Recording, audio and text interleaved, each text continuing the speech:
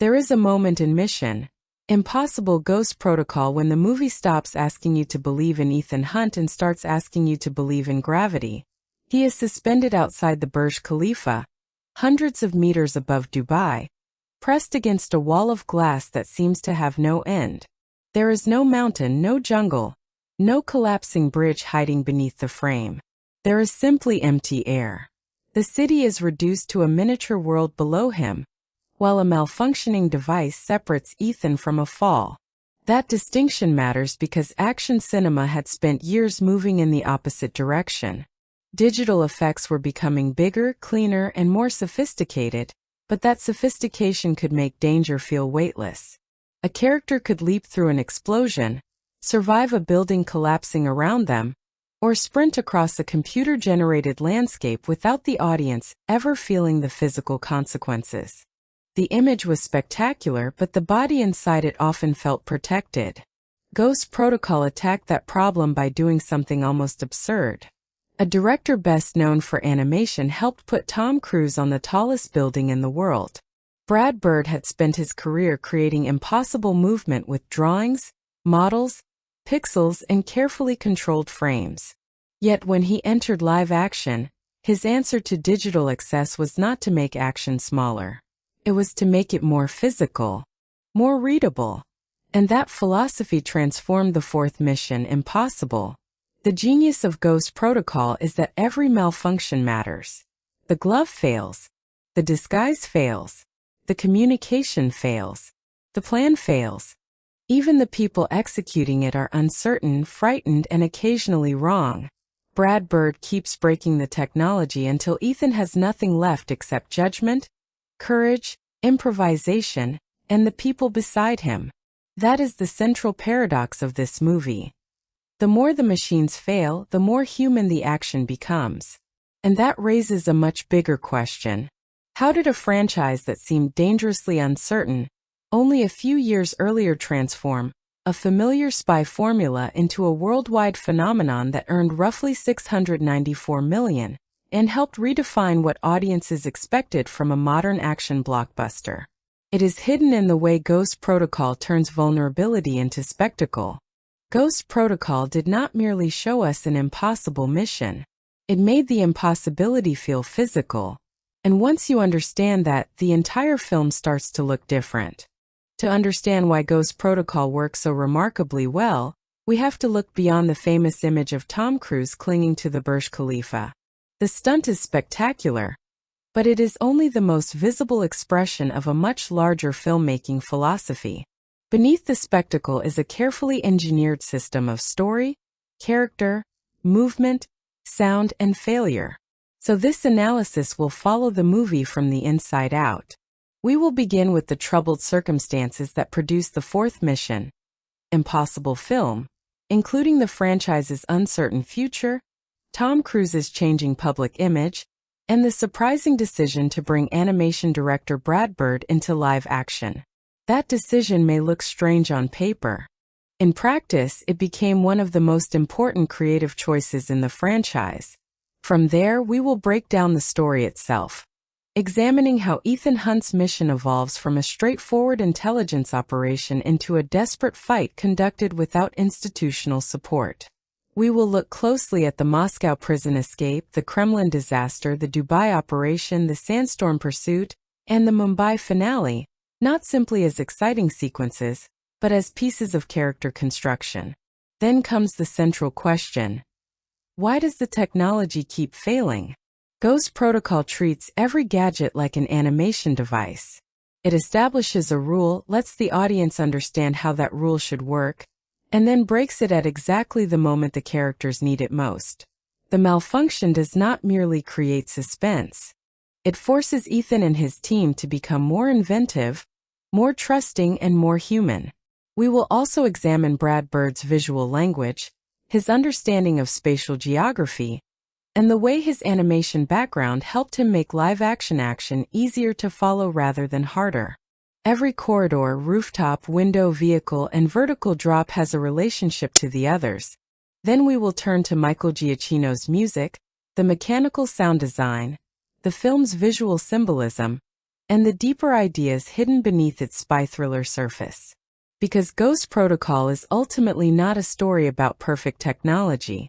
It is a story about imperfect people learning to function when perfect technology becomes useless. And that is precisely why the movie remains so relevant in an age when digital effects can create almost anything.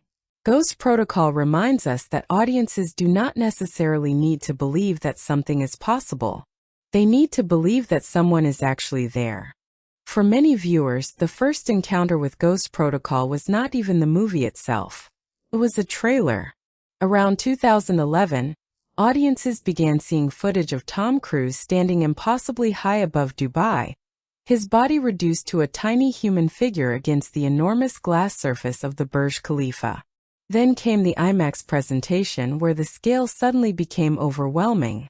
The building was no longer something you watched from a comfortable distance. It felt as though the theater itself had become part of the drop. That experience mattered. The Burj Khalifa sequence became one of those rare moments when people walked out of a theater talking less about the plot and more about how they had physically felt while watching it. And then came the sandstorm. Dubai disappeared into a wall of orange dust as Ethan raced through streets he could barely see, chasing an enemy who seemed to exist somewhere inside the chaos. The sequence was thrilling because it was visually enormous, but it was also strangely intimate. We were trapped inside Ethan's limited perspective. He could not see clearly. We could not see clearly. That was Ghost Protocol's great theatrical advantage. It understood that spectacle is not simply about showing audiences something huge. It is about making them experience scale. For a generation growing increasingly accustomed to watching movies on smaller screens, Ghost Protocol arrived as an argument for the theater itself. The film did not merely ask to be seen. It asked to be experienced at maximum size. And Tom Cruise became inseparable from that experience. His willingness to perform increasingly dangerous physical work transformed him from a conventional movie star into something closer to a cinematic event. Audiences were no longer watching only Ethan Hunt. They were watching Tom Cruise's commitment to making the impossible feel tangible. But there is another reason the movie deserves a closer look today. The first viewing is designed to overwhelm you. The second viewing reveals the machinery underneath that spectacle. You begin noticing how Brad Bird stages geography, how every gadget failure prepares the next problem, how comedy releases tension without destroying it, and how Ethan's greatest victories often depend less on technology than on trust. What looked like a simple action blockbuster becomes a remarkably precise piece of cinematic engineering. And once we understand what audiences were experiencing in 2011, we can finally understand why the production itself was considered such a gamble.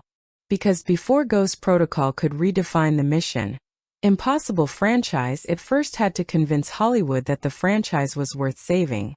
To understand the significance of Ghost Protocol, we have to go back to the moment when Mission Impossible was not yet the unstoppable action institution it would eventually become. The franchise had already survived multiple reinventions. Brian De Palma's original film introduced Ethan Hunt as a spy trapped inside a conspiracy. John Woo's sequel pushed the series toward balletic gunplay and heightened spectacle. Then J.J. Abrams brought the third film back toward character, relationships, and emotional vulnerability. Mission Impossible 3 received respectable critical attention, but commercially it did not produce the explosive turnaround Paramount wanted. More importantly, Tom Cruise's public image had become increasingly complicated. By the late 2000s, the actor who had once represented almost effortless movie star charisma had become a much more polarizing cultural figure. His personal controversies were affecting the way audiences perceived him, while the studio had to consider whether the Mission Impossible brand could continue carrying Cruise as its unquestioned center. That uncertainty created an unusual development problem. The fourth film was not initially built simply as another Ethan Hunt adventure. There was serious consideration of shifting the franchise toward a new generation, with Jeremy Renner's William Brandt positioned as someone who could potentially carry the series forward. From a studio perspective, the logic was understandable. If the franchise could gradually transfer its identity from one action star to another, Mission Impossible could continue without depending entirely on Cruise. But there was a problem. Ethan Hunt was not just another character. He was the emotional architecture of the series. J.J. Abrams, who had directed Mission Impossible 3 and remained deeply involved with the franchise, recognized that the next film needed a new visual identity. The solution was one of the strangest choices in mainstream Hollywood at the time: recruit Brad Bird. Bird was an animation filmmaker whose resume included The Iron Giant and The Incredibles, along with his work on Ratatouille. He understood movement differently from many live-action directors because animation forces a filmmaker to think about every gesture, every transition, every frame. There is nowhere for accidental movement to hide in animation. Everything has to be designed. That became crucial to Ghost Protocol. Bird did not approach action as a collection of explosions connected by editing. He approached it as physical storytelling. Characters needed to know where they were. Audiences needed to know where everyone else was. If Ethan moved from one location to another, the geography had to remain understandable. This sounds basic, but blockbuster action had increasingly become dependent on rapid cuts, visual effects, and fragmented camera movement. Bird wanted the opposite. He wanted the audience to understand the problem before the action intensified. Then he wanted the problem to become worse, and worse, and worse again. That structure is almost identical to the logic of animation. Establish the rule. Establish the character's objective. Introduce an obstacle. Escalate the obstacle. Let the character react. Then make the solution create another problem. In Ghost Protocol, the gadgets themselves become part of that rhythm. The film gives Ethan extraordinary technology, only to make that technology unreliable. The effect is deliberate. If everything worked perfectly, Ethan would not need to improvise. If Ethan never had to improvise, the audience would never see the human being beneath the spy fantasy. That philosophy also changed the relationship between Cruise and Bird. Cruise had already built his career around physical commitment, but Bird gave that commitment a new framework. Instead of using Cruise's athleticism merely as proof that Ethan was superhuman, Bird used it to demonstrate vulnerability. Ethan runs out of breath. He crashes. He gets injured. He loses equipment. He needs help. The action hero becomes more impressive precisely because he is no longer completely in control. And that would become the defining creative principle of the entire production. Ghost Protocol was not going to sell audiences an invincible superhero. It was going to sell them a human being trying to survive an impossible mission with a team that was just as fallible as he was. The timing of Ghost Protocol was almost as important as the film itself. Hollywood in 2011 was rapidly embracing a new blockbuster language. Digital effects were becoming more elaborate, franchises were expanding into interconnected universes, and three-dimensional releases were being treated as major commercial events. Studios increasingly understood that spectacle could be manufactured at enormous scale inside a computer. But audiences were also beginning to recognize the difference between spectacle and physical credibility. A movie could contain 1,000 digital soldiers and still feel less impressive than one actor standing on a real building. That tension created the perfect environment for Ghost Protocol. The film arrived carrying a familiar franchise name, but familiarity alone was not enough. Mission Impossible had already been reinvented multiple times. Tom Cruise's star power had become complicated, and the fourth installment was entering a marketplace increasingly dominated by superhero properties and effects-driven spectacles. Paramount needed something that audiences could immediately understand. The answer was the Burj Khalifa. Instead of selling Ghost Protocol primarily through complicated plot details, the marketing could sell one astonishing fact. Tom Cruise was climbing the outside of the tallest building in the world. That image required almost no explanation. You did not need to know Ethan Hunt's history. You did not need to understand the IMF. You did not need to know who the villain was. You simply needed to see a human being hundreds of meters above the ground. The marketing understood the value of authenticity. The film's practical stunt footage became a selling point in itself, particularly through IMAX presentations. Audiences were not merely being promised a spectacular computer-generated sequence. They were being shown evidence that the physical performance existed. That distinction created curiosity. Was Cruise really doing this? How high was he? How did they film it? How could a camera possibly get that close? Every question became part of the marketing. And that was a brilliant strategy because it turned production information into entertainment. The making of the movie became part of the movie's mythology. Early reactions only strengthened the effect. Once viewers began describing the Dubai sequence as something that had to be experienced in a theater, Ghost Protocol developed momentum beyond conventional advertising. The skepticism surrounding another mission, Impossible sequel gradually changed into anticipation. Then anticipation became word of mouth. And word of mouth became an event. The movie also benefited from a crucial contrast. At a time when many blockbusters were emphasizing digital scale, Ghost Protocol emphasized physical limitation. The characters could not simply create another solution with a computer. Their equipment had finite battery life, imperfect functionality, and inconvenient failure points. That limitation made the action easier to understand. The audience always knew what Ethan wanted. Reach the window. Recover the files. Catch the target. Stop the launch. The problem was that the world kept making those objectives harder. That clarity became one of Brad Bird's greatest advantages. The movie did not need to overwhelm viewers with complexity. It needed to make them understand the physical problem and then watch it become impossible. And by the time Ghost Protocol reached theaters, the question was no longer whether the fourth mission, Impossible, could survive. The question was whether Hollywood had just rediscovered something it had nearly forgotten.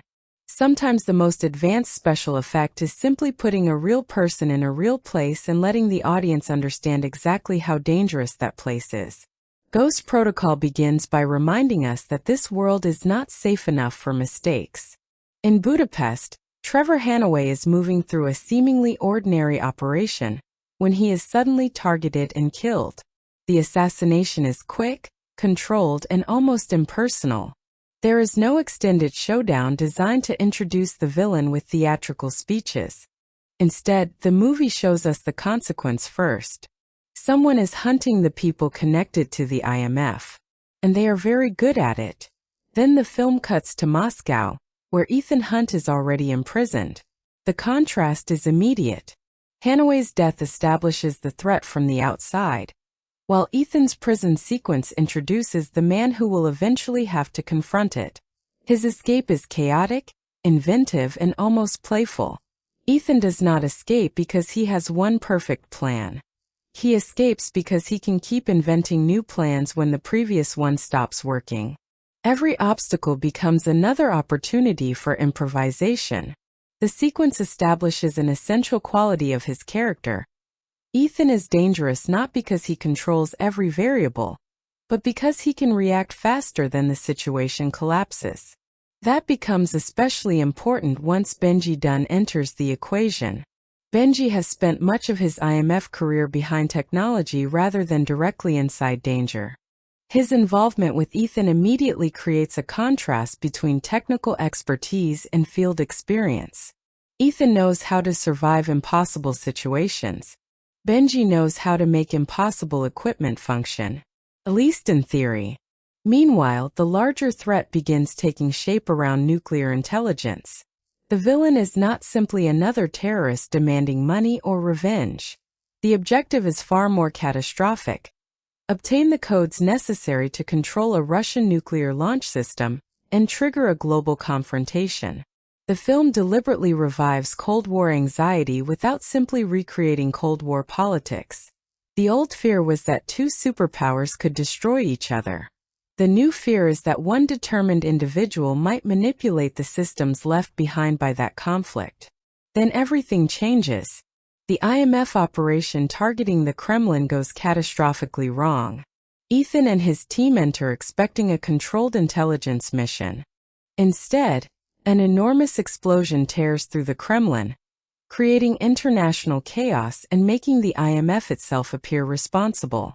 The situation becomes almost absurdly unfair. The people trying to prevent a nuclear catastrophe are suddenly treated as the people who caused the crisis. The United States government has no choice but to distance itself. And Ethan Hunt, who has spent his career operating in the shadows under institutional protection, suddenly finds himself standing outside the system he has always served. That is the true beginning of Ghost Protocol. The Kremlin bombing is not merely an action sequence. It removes Ethan's safety net. From this point forward, every decision becomes personal. The IMF cannot officially save him. The government cannot publicly defend him. His technology cannot always be trusted. And his team cannot assume that anyone is coming to help. The mission has changed from a professional assignment into something much more dangerous. It has become a test of whether Ethan Hunt can continue being Ethan Hunt when the institution that created him no longer exists to protect him. After the Kremlin bombing, Ghost Protocol strips away almost everything that normally makes an Ethan Hunt mission possible. The IMF is officially disavowed. The organization is politically radioactive, its credibility damaged, and its operatives suddenly exposed. Ethan is no longer an agent with a government behind him. He is an operative whose government needs to pretend he does not exist. That changes the emotional texture of the mission. In earlier installments, Ethan could fight his way through impossible situations while still believing that someone somewhere was coordinating the larger operation. Here there is no such comfort. The message is brutally simple. You are on your own. Ethan, Benji, Jane Carter, and William Brandt become an improvised team assembled under extraordinary pressure. None of them completely understands the others. None of them has time to build trust naturally. That creates immediate friction. Benji is enthusiastic but inexperienced in the field. Jane is driven by grief and anger after the death of Trevor Hannaway, giving her personal reasons to pursue the people responsible. Brandt appears to be the most controlled member of the group, but his calmness conceals information he is unwilling to reveal. And Ethan notices. He has spent his career reading people, so Brandt's behavior immediately creates suspicion. Who is this man? Why does he know so much about Ethan? Why does an analyst seem unusually capable in physical combat? The answers will eventually connect Brandt to the most painful secret in Ethan's life. But first, the team has a mission. The nuclear threat is accelerating. Kurt Hendricks, known as Cobalt, has obtained access to information that could allow him to manipulate a Russian nuclear launch. His plan is not based on conventional political power. He wants to trigger a catastrophe large enough to transform the global balance through destruction. Ethan's team must stop him without official support. Their next destination is Dubai.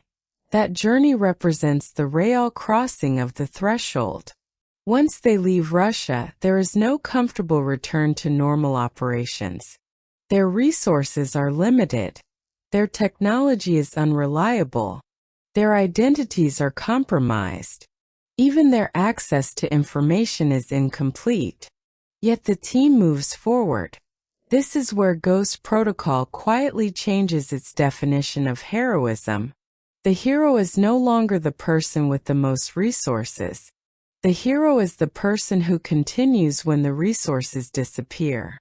Ethan cannot rely on a massive organization to solve the problem. He has to rely on 3 people who are still learning how to function together. Benji brings technical improvisation. Jane brings determination. Brant brings tactical intelligence. Ethan brings experience and leadership. None of them is enough by themselves. Together they might be. And that is precisely what the mission is designed to test. Dubai is waiting ahead, along with the Burj Khalifa, the nuclear codes, Cobalt's network, and the most spectacular demonstration yet of what happens when a perfect plan encounters an imperfect machine. The team is entering a world where technology promises control. Ghost Protocol is about to prove that control is an illusion. Dubai is where Ghost Protocol stops being merely a spy thriller and becomes a test of physical survival. The team arrives with an elaborate plan. Ethan will climb the Burj Khalifa from the outside, enter a secure section of the building, and access the systems needed to manipulate the operation. The technology appears almost magical until it stops working. The adhesive climbing gloves are supposed to turn a glass skyscraper into a vertical hallway. Instead, one of them malfunctions at the worst possible moment. Suddenly, Ethan has one functioning glove and hundreds of meters of empty air beneath him. The sequence becomes terrifying because the solution is not another gadget. The solution is Ethan. He has to improvise his way across the glass using limited equipment while wind pushes against him, and every movement becomes a calculation. At the same time, the mission inside the hotel is becoming increasingly complicated. The team has to manage identities, timing surveillance systems, and multiple rooms while pretending to be people they are not.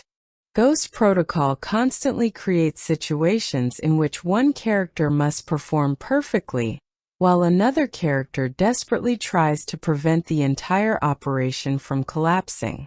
Jane is also fighting a more personal battle. Her anger towards Sabine Moreau threatens to turn the mission into revenge. She wants justice for Hannaway, but revenge and discipline are not the same thing. Ethan understands that if emotion takes control, the entire operation could fail. That tension becomes crucial because the movie repeatedly asks its characters to choose between what they want personally and what the mission requires. Then the technology begins betraying them again. The server room operation becomes a frantic race against malfunctioning equipment and changing circumstances. Disguises, communication systems, and surveillance tools that were supposed to create certainty instead create new problems. The effect is almost comic, and yet the consequences are deadly serious. That balance is one of Brad Bird's greatest strengths. A machine can malfunction in a way that makes the audience laugh, but the characters understand that the same malfunction could kill them. Meanwhile, Ethan and the team begin realizing that they are not controlling the operation. Cobalt is ahead of them. He has anticipated their movements, manipulated the exchange, and positioned himself to obtain the nuclear validation codes. The mission that seemed like a carefully designed intelligence operation is revealed to be a trap inside a trap. The Burj Khalifa sequence therefore works on two levels. Physically, Ethan is trying not to fall. Narratively, the team is trying not to lose control. And both are becoming harder. The higher Ethan climbs, the more vulnerable he becomes. The closer the team gets to the truth, the less certainty they have. That is the recurring structure of Ghost Protocol. Every success creates another problem.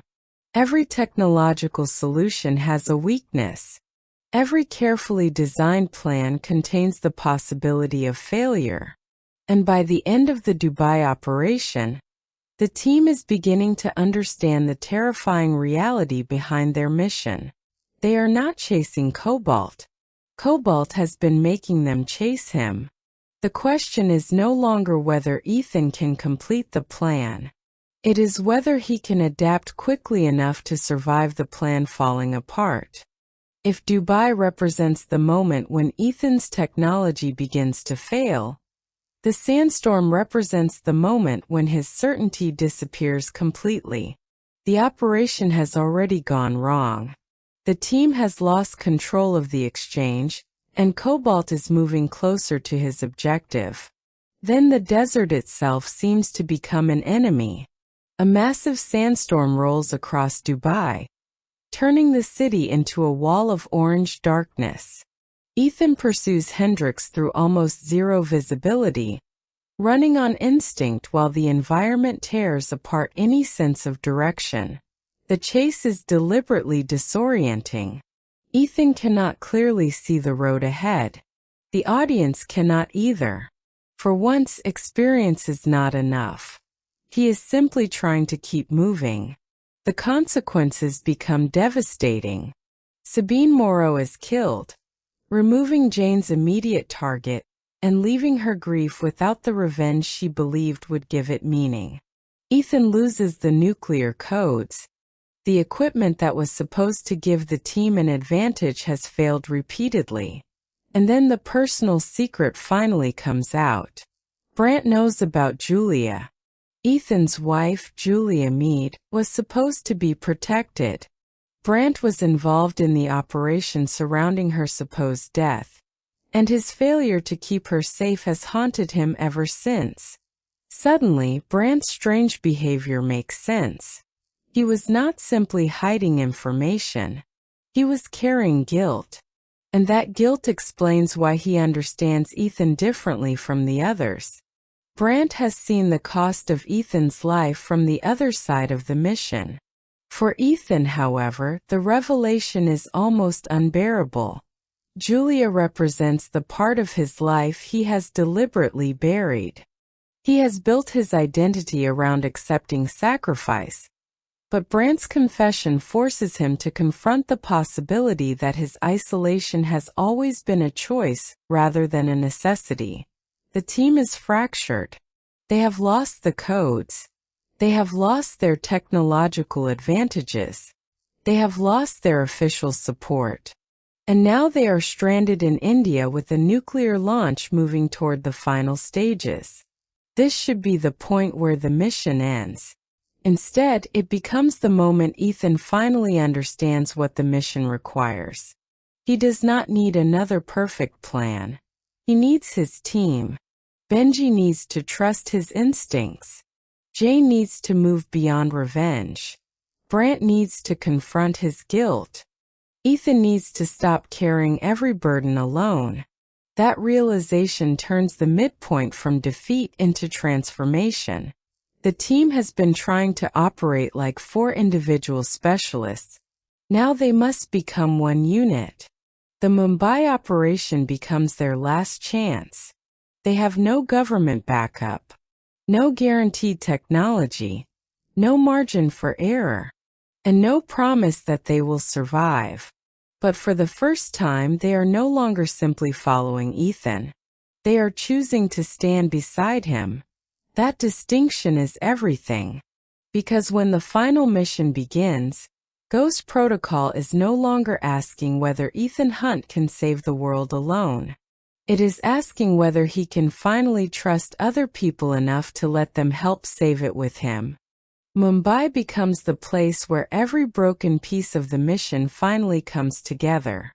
The team has one objective: stop Hendricks from completing the nuclear launch before the warhead reaches its target. There is no longer time for elegant improvisation. Everything has to work.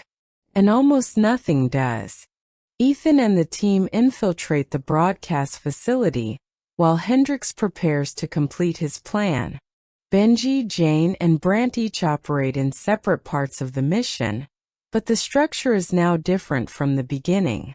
They are no longer competing with one another. They are covering one another. Brant uses his tactical intelligence to help keep the operation alive. Jane faces the emotional temptation to pursue personal revenge and chooses the larger objective instead. Benji, once the inexperienced technician, proves that he can function under pressure when the technology and circumstances become chaotic. Then Ethan reaches Hendrix. Their final confrontation takes place inside an automated parking structure that seems designed specifically to turn physics into a weapon. Cars move automatically, platforms shift, levels open and close. There is barely a stable surface beneath them. The fight becomes an extension of everything the movie has been building toward. Ethan is physically exhausted. Hendrix is equally determined. Neither man is fighting simply for survival. They are fighting for opposing visions of humanity. Hendrix believes destruction can force civilization to evolve. Ethan believes individual lives are worth protecting even when the larger world feels impossible to save. Then Hendrix makes his final sacrifice. He is willing to throw away his own life to ensure the nuclear launch succeeds. Ethan refuses to let him. The final moments are almost brutally mechanical. A vehicle must be positioned correctly. The shutoff device must be reached. Timing becomes everything. Ethan uses the environment itself, turning the automated parking system into one final tool. The plan works by the smallest possible margin. The warhead is stopped. The world survives. But the emotional victory is quieter. Brandt has finally confronted the guilt that has defined him. Jane has chosen responsibility over revenge. Benji has proven that he belongs in the field. And Ethan has changed most of all. He has not abandoned the burden he carries. He has simply stopped carrying it alone. Later in Seattle, the team reunites. The mission appears finished, but Ethan receives another assignment, reminding us that his life will always contain another impossible problem. Then comes the quiet revelation that gives the entire story its emotional closure. Julia is alive. Ethan has spent the film believing that his greatest sacrifice was losing his wife. Instead, the final moments reveal that the sacrifice was living without her so she could remain safe. For once, Ethan does not need to explain everything. He simply sees the possibility of a life beyond the mission. Ghost Protocol began with a man escaping from prison and ended with a man escaping something much deeper. The belief that being a hero means being alone. The world may still be dangerous. The technology may still fail. The missions will continue. But Ethan Hunt now understands something he could not accept at the beginning. Trust is not a weakness in the mission. It is what makes the mission possible. Ethan Hunt has always been defined by competence. Across the mission. Impossible franchise, he is the man who can run faster, climb higher, fight harder, and improvise better than almost anyone around him. But Ghost Protocol makes a subtle change to that formula. It stops treating Ethan as an isolated superagent and starts treating him as a human being whose greatest weakness is the same quality that makes him extraordinary. He carries everything alone. On the surface, Ethan's objective is straightforward. The IMF has been disavowed, the Kremlin has been destroyed, Cobalt possesses nuclear launch information, and the world is approaching catastrophe. Ethan must clear the IMF's name and prevent nuclear war.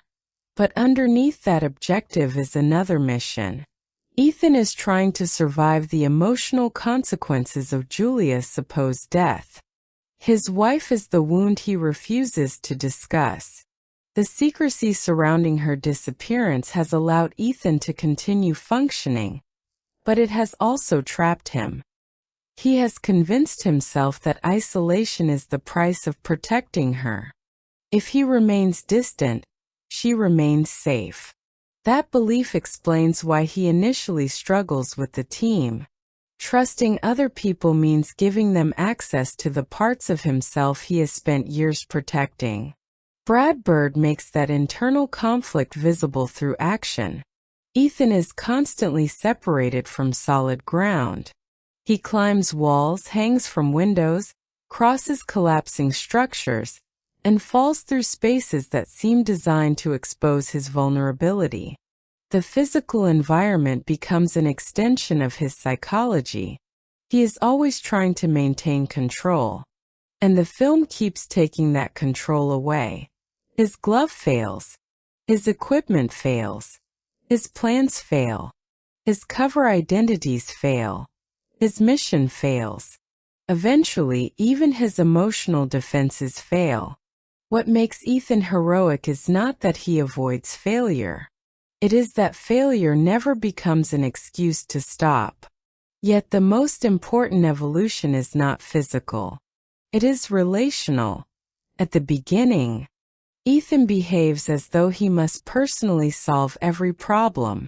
By the end, he has become a leader who understands the strengths of the people around him.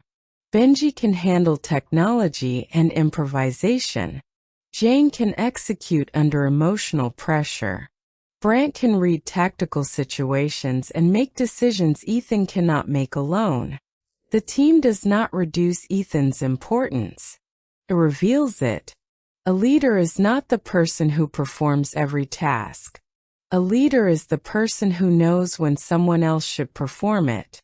That becomes especially meaningful in Mumbai. When Ethan finally trusts Brant with the team's survival, Brant has been carrying his own guilt over Julia, but Ethan allows him back into the circle. That is an enormous emotional step. Ethan is not forgiving the past simply because he has forgotten it. He is choosing to move forward despite it. And that is why Ghost Protocol's version of Ethan feels different from the seemingly invulnerable action hero we might expect. He bleeds. He panics. He makes mistakes. He needs help. But none of those things make him weaker. They make his determination meaningful. The movie's deepest transformation is therefore not Ethan becoming more powerful. It is Ethan becoming less alone.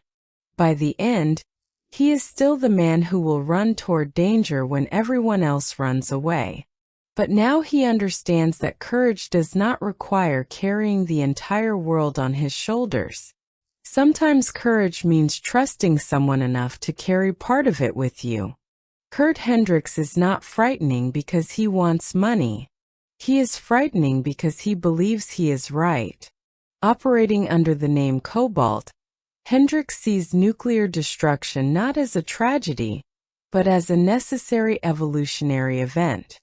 His logic is horrifying precisely because it is internally consistent. Humanity has repeatedly failed to achieve lasting peace. Nations compete. Governments distrust one another. Weapons continue to accumulate. Therefore, Hendricks concludes that civilization needs a shock so devastating that survival itself becomes the only priority. His answer is nuclear war. To Hendricks, destruction is not the end of humanity. It is the beginning of a stronger version of it. This philosophy makes him a thematic opposite to Ethan Hunt.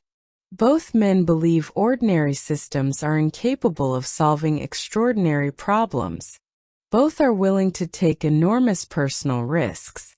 Both operate outside conventional safety. Both believe that an individual has the power to change the course of history. But their conclusions could not be more different. Ethan sees human life as something worth protecting.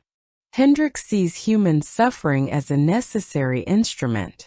That difference gives the villain his purpose even when the screenplay does not give him enough screen time. Michael Nyqvist plays Hendricks with restraint rather than theatrical insanity. He rarely behaves like a traditional movie villain. He speaks as though he has already accepted the consequences of his actions. There is almost a strange calmness to him. That calmness becomes most disturbing in the finale. Hendricks is willing to sacrifice himself if doing so guarantees the nuclear strike. When he falls from the parking structure, his body becomes another tool in the mission. He does not hesitate. He does not reconsider. He simply chooses the objective over survival. That makes him a dark mirror of Ethan. Ethan repeatedly throws himself into impossible situations to save other people. Hendricks repeatedly throws himself into impossible situations to destroy the existing world. The physical similarity is deliberate enough to feel almost mythological.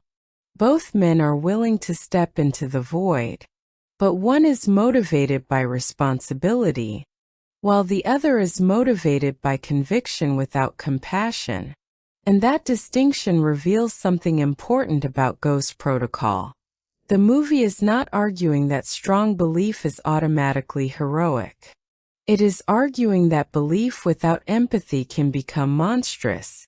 Hendricks believes he is acting for humanity, but he has removed individual human beings from the equation. Millions of deaths become an abstract calculation. The people he claims to save are reduced to numbers inside a theory. Ethan does the opposite. He experiences the world through individuals. Julia matters. His team matters. Benji matters. Jane matters. Brant matters. The movie's heroism therefore becomes personal. The world is saved not because Ethan discovers a perfect political solution, but because he refuses to accept the idea that human lives are expendable. Hendricks wants humanity to become stronger through catastrophe. Ethan believes humanity is already worth protecting. That philosophical conflict gives the otherwise simple villain plot a deeper function. Hendricks may not be the franchise's most developed antagonist, but he exists to ask the question Ethan must answer through action. What is the value of saving the world if you stop caring about the people who live in it? One of Ghost Protocol's greatest strengths is that Ethan Hunt is surrounded by people who are not simply there to admire him. They challenge him. They interrupt him. They question him. Sometimes they even make his impossible plans harder. That is exactly why the team works. Benji Dunn begins the film as a technical specialist who has spent far more time behind computers than in the field. His knowledge makes him valuable, but his lack of experience creates constant uncertainty. And that uncertainty is funny. Benji reacts to dangerous situations like a normal person would. When Ethan is hanging outside a skyscraper, Benji does not calmly accept the situation as routine. He worries. He panics. He complains. He tries to solve the problem while simultaneously wondering why anyone would voluntarily do this. That makes him the audience's surrogate. We understand the absurdity of what Ethan is doing because Benji understands it too. But comedy is not his only function. Benji gradually becomes more capable. He learns to make decisions under pressure, adapt when equipment fails, and operate beyond the safe environment where he began. Jane Carter represents a different emotional trajectory. She enters the mission carrying grief and anger over Hanaway's death. Her desire to confront Sabine Moreau is personal, which makes her dangerous to the team, but also gives her a strong emotional drive. Her arc is about restraint. Jane has to learn that justice is not always the same thing as revenge. That distinction becomes critical when the mission demands that she suppress her personal objective for the larger goal. Then there is William Brandt. Brandt initially appears to be the quiet, controlled member of the team. He is analytical, physically capable, and clearly hiding something. His secret gives the group an undercurrent of distrust. But once the truth about Julia emerges, Brandt becomes much more than a mysterious operative. He becomes a character carrying his own version of Ethan's pain. He failed to protect someone Ethan loved. That guilt has shaped him just as deeply as Julia's supposed death shaped Ethan. Together, these four characters create an unusually balanced ensemble. Ethan is the leader and field veteran. Benji is the technical improviser. Jane is the disciplined operative driven by emotion. Brant is the tactical thinker carrying hidden trauma. Each one contributes something different. That becomes especially obvious during the major set pieces. The movie does not simply ask Ethan to save everyone while the supporting characters watch. Each member has a function. When the technology breaks, someone must understand it. When an identity fails, someone must improvise. When emotions threaten the mission, someone must maintain discipline. When the plan collapses, someone has to make a decision. This creates comedy naturally because four people with different personalities are forced to solve impossible problems together.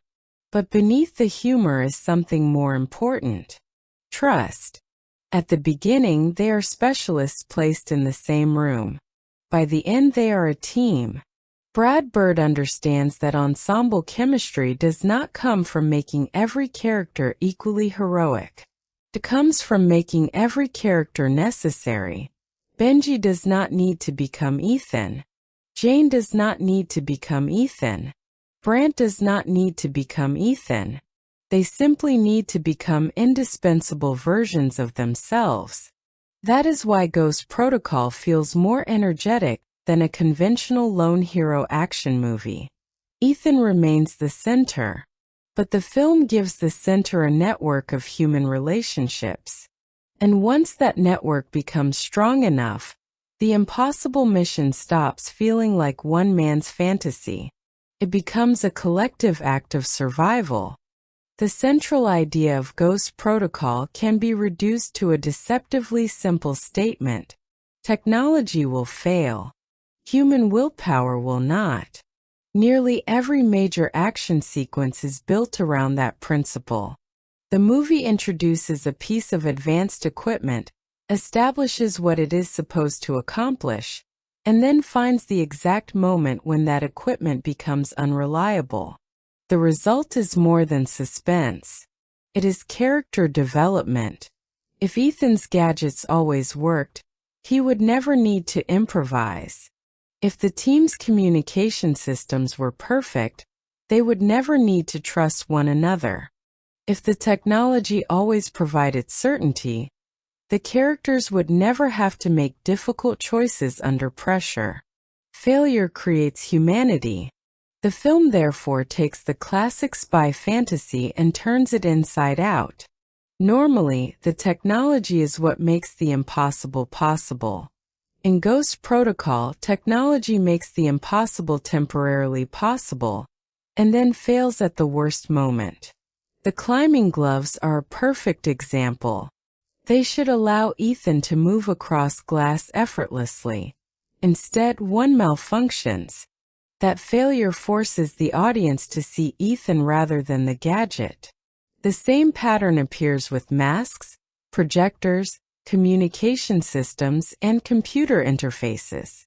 The film constantly asks, what happens when the system you trusted stops protecting you? That question extends beyond espionage. Modern life is built around systems that are supposed to function invisibly. Phones connect us. Networks store information. Automated systems make decisions. Digital tools promise convenience and certainty. We rarely think about those systems until they fail. Ghost Protocol turns that everyday anxiety into action movie language. Its characters live in a world where failure has immediate consequences. A broken machine can mean a fall. A delayed signal can mean a death. A wrong identity can mean exposure. A lost file can mean nuclear war. That makes the movie's theme surprisingly universal. But technology is only half the equation. The other half is trust. Once Ethan loses institutional support, he has to rely on people. That is where the emotional structure becomes deeper. The movie argues that isolation may appear powerful, but survival depends on connection. Ethan has spent years treating secrecy as protection. He hides Julia. He hides his pain. He hides his doubts. He hides responsibility inside himself. But Ghost Protocol gradually demonstrates the cost of that isolation. The team can only succeed when its members reveal enough of themselves to trust one another. Brandt's confession is therefore not simply exposition. It is a moment of emotional exposure. Jane's choice to abandon revenge is another form of trust. Benji's growing confidence is another. The group succeeds because each person accepts vulnerability. And that becomes the film's broader idea of redemption. Nobody wins because they are perfect. They win because they keep adapting. The technology breaks. The plan collapses.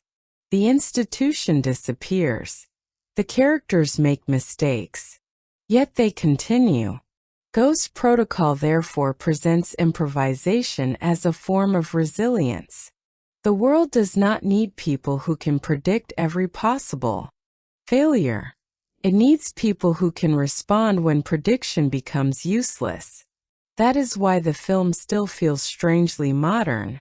We live in a culture increasingly fascinated by automation, artificial intelligence, seamless interfaces, and systems that promise to eliminate uncertainty. Ghost Protocol offers a different kind of reassurance. The machine may fail.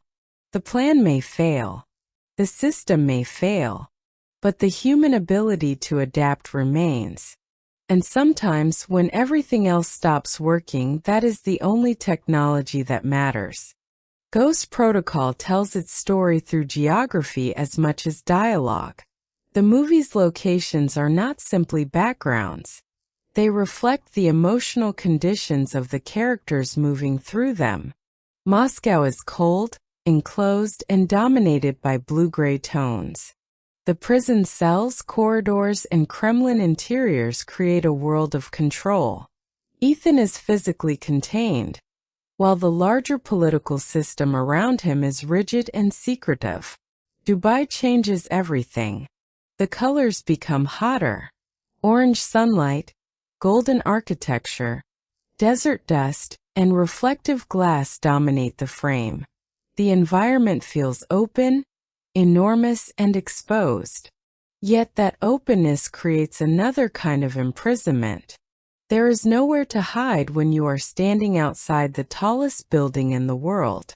The Burj Khalifa sequence is therefore more than an impressive stunt. It visualizes vulnerability. Ethan is surrounded by glass, but glass is transparent rather than protective. He can see the world below him, yet the world cannot save him. The building represents technological achievement at its most extreme. It is one of humanity's greatest architectural accomplishments. And Ethan is hanging from it with a piece of equipment that may stop working at any second. Progress and vulnerability occupy the same frame. That contradiction appears throughout the film. Screens malfunction. Projectors flicker. Masks fail. Mechanical systems jam. Machines that were designed to create control repeatedly produce uncertainty. Even falling becomes a recurring visual idea. Characters fall physically, while plans fall apart emotionally. Ethan descends the Burj Khalifa.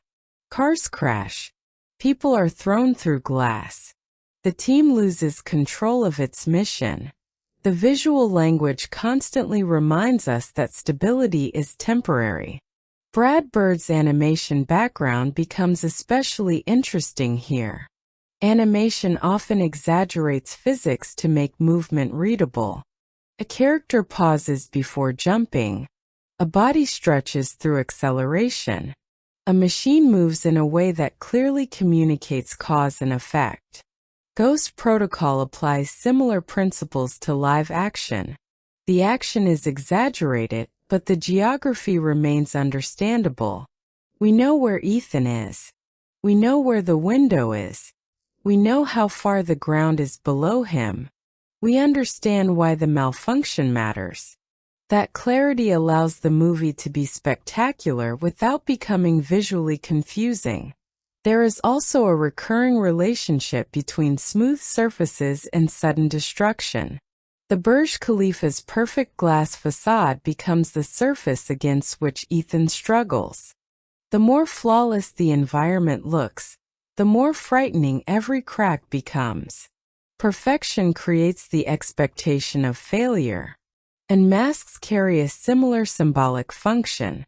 A mask is supposed to create a new identity, but Ghost Protocol repeatedly reminds us that identity cannot be completely manufactured.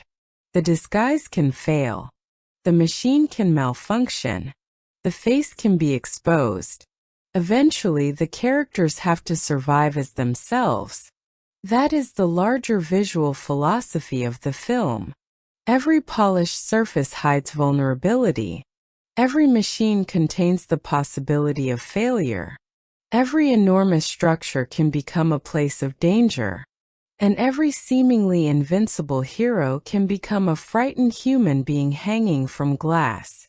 The movie's visual language keeps returning to the same truth. The higher the illusion of control rises, the more terrifying its collapse becomes. The phrase Ghost Protocol describes a political decision, but it also describes the emotional condition of the characters. The protocol removes institutional protection. Once activated, Ethan and his team are effectively ghosts. They have no official identity, no guaranteed support, no public recognition, no organization willing to claim responsibility for them. That creates an interesting question about the nature of heroism. What happens when the institution that gives your actions meaning disappears? Ethan has spent his career believing that the IMF gives him a purpose.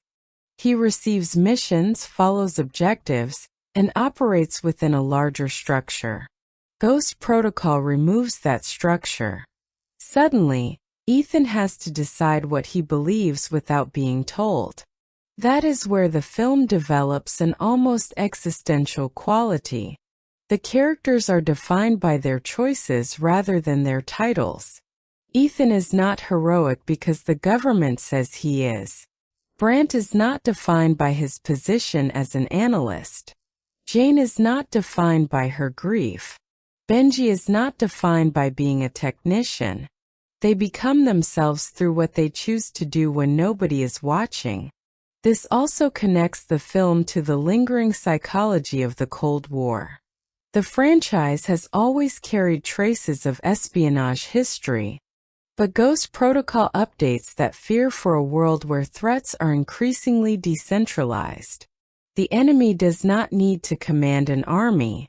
He needs information, access, timing, technology. The same systems designed to protect civilization can potentially be manipulated against it. Yet the film refuses to become completely cynical about that world. That is one of its most unusual qualities.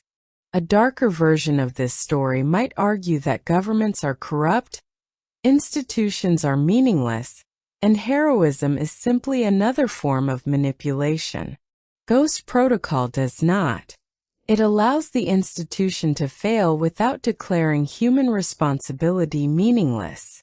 In fact, the opposite happens. Once the government disappears, personal responsibility becomes more important. Ethan continues because he chooses to. Benji continues because he chooses to. Jane continues because she chooses to. Brant continues because he chooses to. Their morality is no longer guaranteed by an organization. Comes from within them. That is also where Brad Bird's approach to action becomes philosophically important. He strips away cynicism and allows physical action to become earnest again. Ethan does not save the world because he is making fun of superhero mythology. He saves it because he believes people are worth saving. The movie does not apologize for that belief. It embraces it.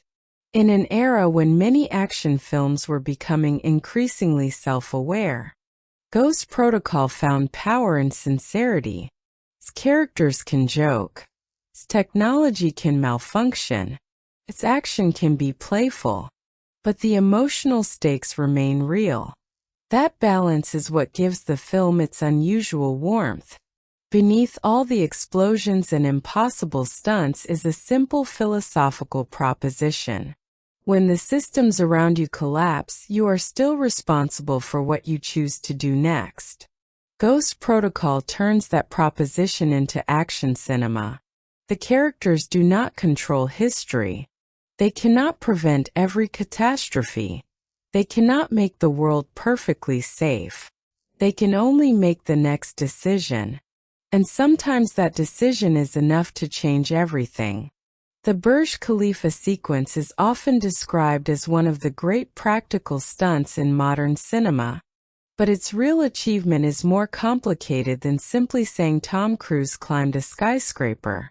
The filmmakers had to create the illusion of continuous physical space while working with one of the most difficult filming environments imaginable. The Burj Khalifa rises more than 800 meters. And the exterior presents obvious problems for cameras, crew, communication, weather, and safety. Yet the movie needed the audience to believe that Ethan Hunt was genuinely outside the building. That meant scale mattered. The production used large-format IMAX photography for key portions of the sequence, giving the glass facade enormous visual presence. The camera could capture the detail of Cruise's body against the building, while preserving the massive environment around him. The result is crucial. We can see both the actor and the distance. That combination is what creates fear. If the camera were too close, the height would disappear. If it were too far away, Ethan would become insignificant. Ghost Protocol constantly searches for the precise distance at which the audience can understand both the human body and the consequences surrounding it. Cruise's physical involvement was equally important. The performance was not reduced to a few isolated shots surrounded by digital doubles. Cruise spent enormous amounts of time training for the sequence and performing exterior movements under controlled safety conditions. There were harnesses, cables, rigs, protective systems, and visual effects work involved. But those systems were designed to protect the performer, not replace the physical performance. That distinction is everything. Digital effects were still used. The film did not reject CGI. It used visual effects to remove wires, extend environments, blend shots, and enhance elements that could not safely or practically be created in their entirety. That is very different from constructing the entire action digitally. The audience is seeing a real performance photographed in relation to a real environment. The camera has something physical to capture. That physical information creates natural imperfections. Wind moves clothing. Light changes across glass. The body reacts to gravity. The actor's movements have weight. Those details are difficult to fake because they exist before the computer becomes involved. The sequence also demonstrates why practical filmmaking is not synonymous with having no visual effects. Modern cinema has always been a combination of techniques. The genius of Ghost Protocol is knowing which parts must be real. The human performance had to be real. The scale had to feel real. The relationship between Cruise and the building had to feel real. Once those foundations existed, digital tools could become invisible assistants rather than the primary attraction. That philosophy became one of the movie's greatest marketing assets. Audiences were fascinated by the knowledge that crews had actually been outside the building. The production itself became part of the entertainment, and that helped change the industry's perception of practical stunts. Ghost Protocol demonstrated that a real stunt was not simply something filmmakers did for nostalgia. It could be a modern visual effects strategy. It could create images that digital effects struggled to replicate emotionally. Most importantly, it could give audiences something increasingly valuable: the feeling that what they were seeing had actually happened. Brad Bird's greatest advantage as a live-action director may have been that he had spent so many years working in a medium where every movement had to be planned. Animation teaches visual economy. Character turns, a camera moves, an object enters the frame. The audience's attention follows. Nothing happens accidentally. Bird brought that discipline into Ghost Protocol. His action sequences are complicated, but they rarely feel visually confusing. We understand the objective, the geography, and the obstacle before the sequence accelerates. That is an enormous achievement. Many action films create excitement through fragmentation. The camera shakes, cuts multiply, and movement becomes difficult to track. Bird creates excitement through clarity. He allows us to see the problem, then he makes the problem worse. The Burj Khalifa sequence is the perfect example. We understand that Ethan needs to reach a specific window. We understand that the gloves are his method of getting there. We understand that one glove fails. We understand the wind. We understand the height. Because we understand those elements, every subsequent movement carries meaning.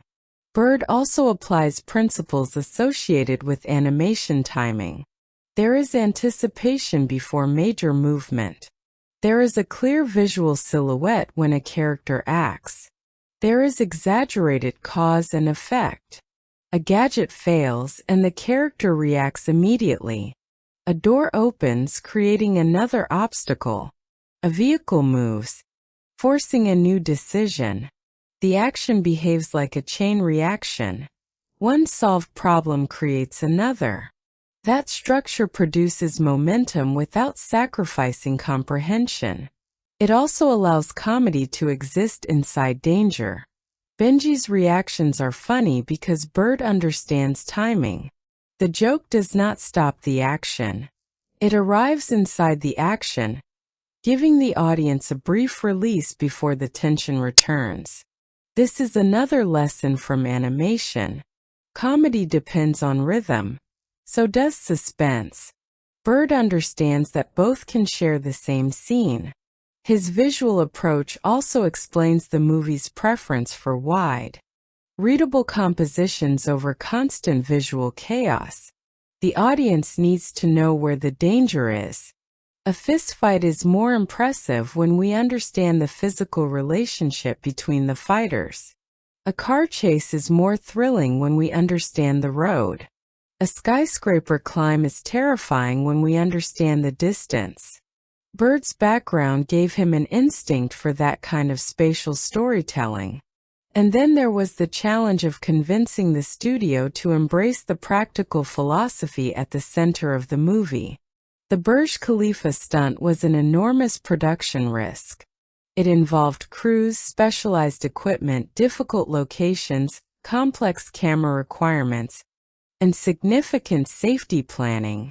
But Bird understood what the sequence could mean for the entire film. It was not simply another stunt. It was the movie's thesis. The gadgets would fail.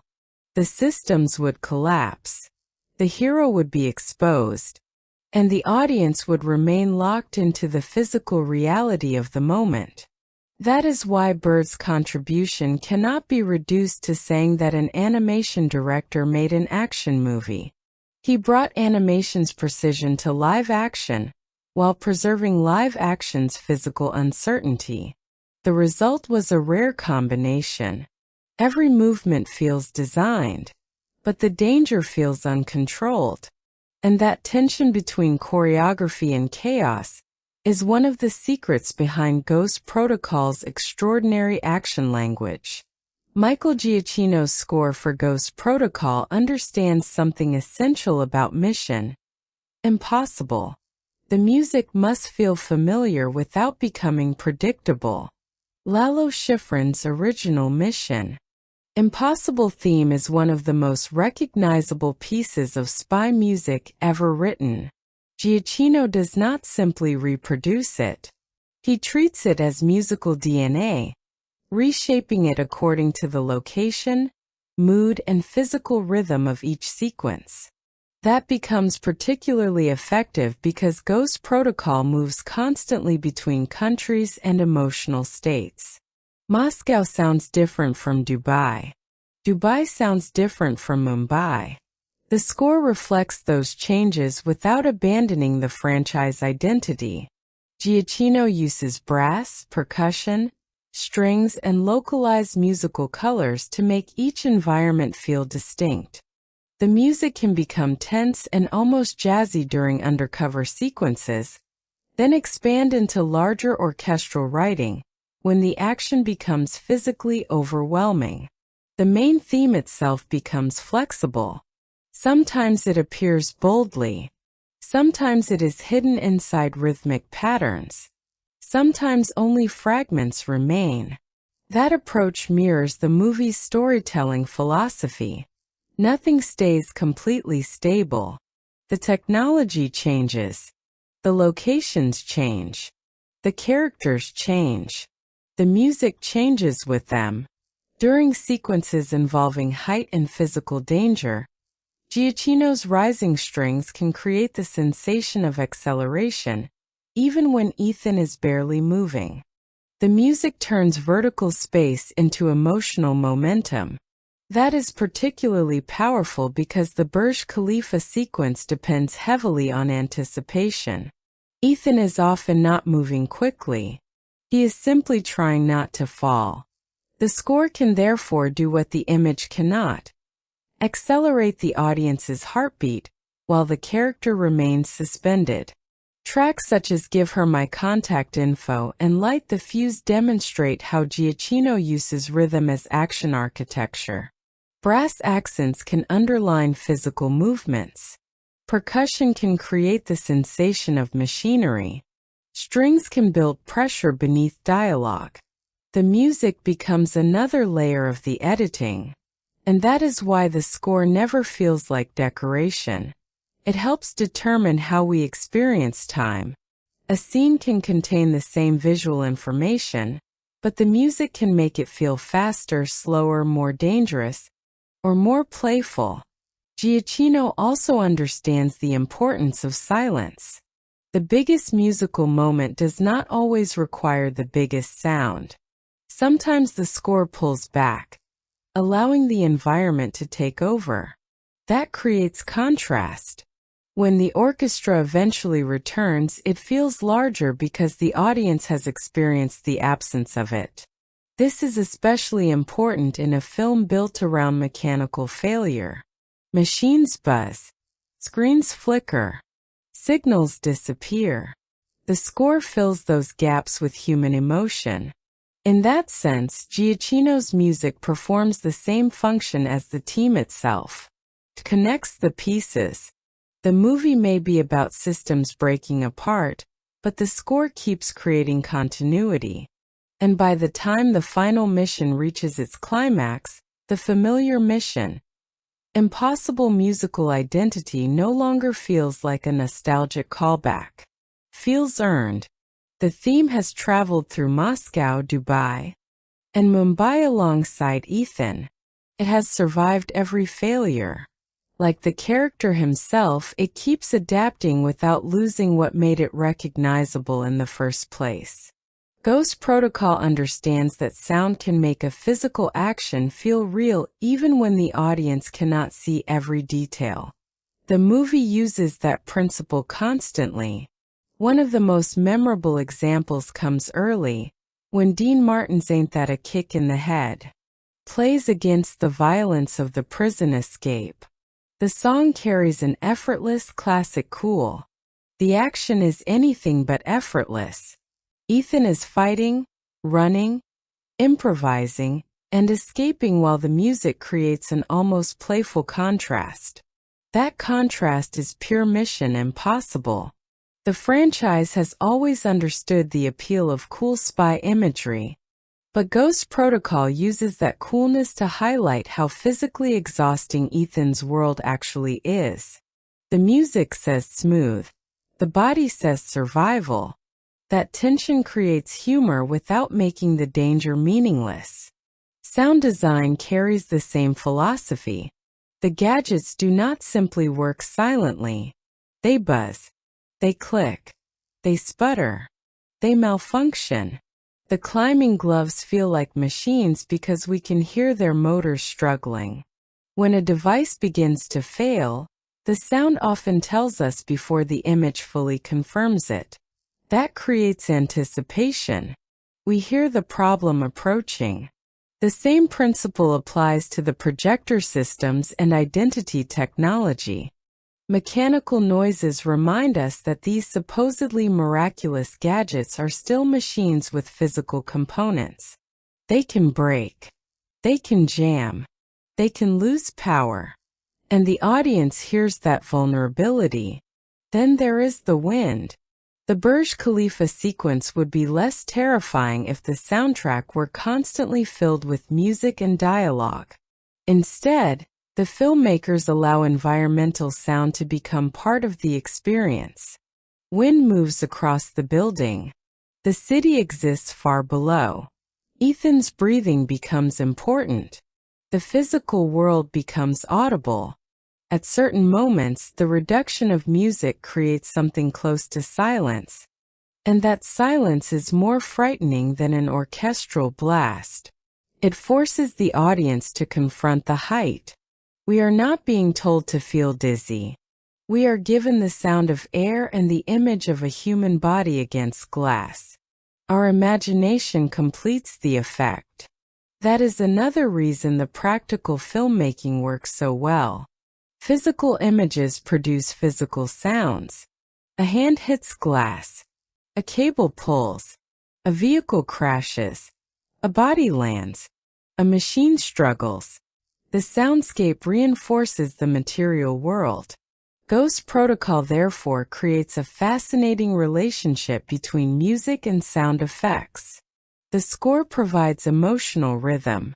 The sound design provides physical reality. One tells us how the moment feels. The other tells us what the moment is. When they work together, the action becomes immersive. And when the movie wants us to experience fear rather than excitement, it knows when to remove both. Sometimes the most powerful sound in the entire film is the absence of sound. That silence leaves Ethan alone with gravity.